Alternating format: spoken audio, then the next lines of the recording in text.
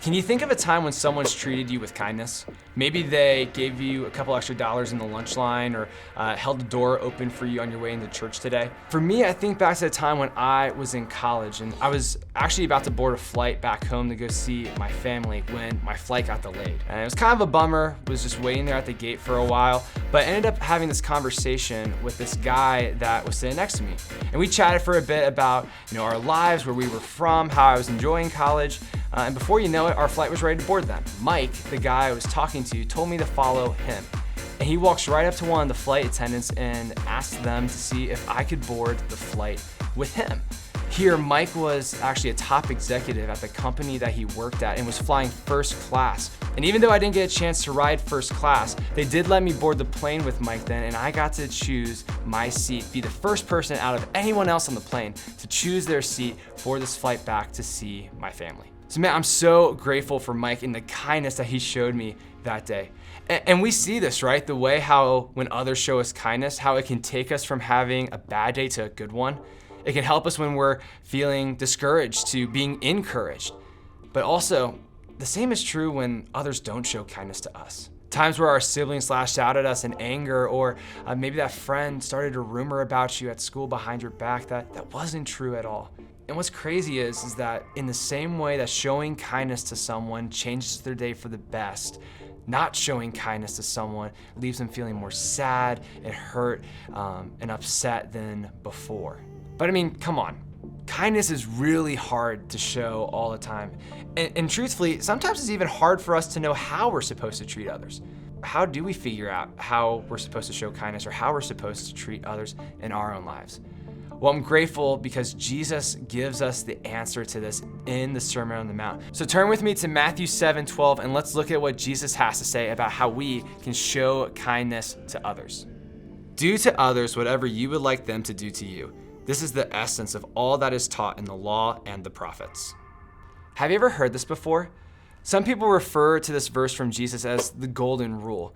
Essentially, it's this way to think about how we should treat others, essentially saying that we should treat others the way that we want to be treated, which is a great idea until your parents blame you for something you didn't do, or your friend turns their back on you for no good reason.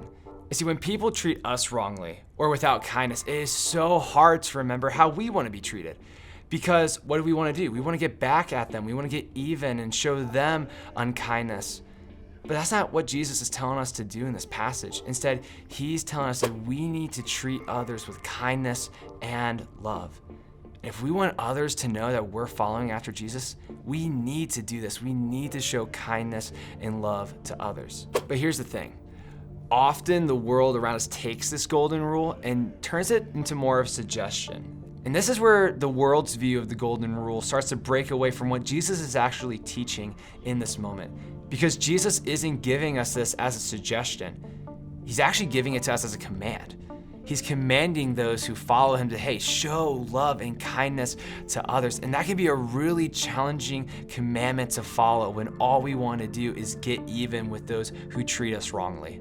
But look at the example that Jesus even sets through us throughout the gospel. He makes it clear in his actions that the way that we treat people matters. And that's why we see so many stories of the Bible of people's lives being changed because of the way that Jesus interacted with them and showed kindness and love to them, regardless of the things they had or hadn't done for him. And just as often we see stories of people in the Bible who hated Jesus and did awful things to him, yet he still chose to love them anyway. See, y'all, Jesus understood this, that we can't always control how others will treat us, but we can always control our reactions to them.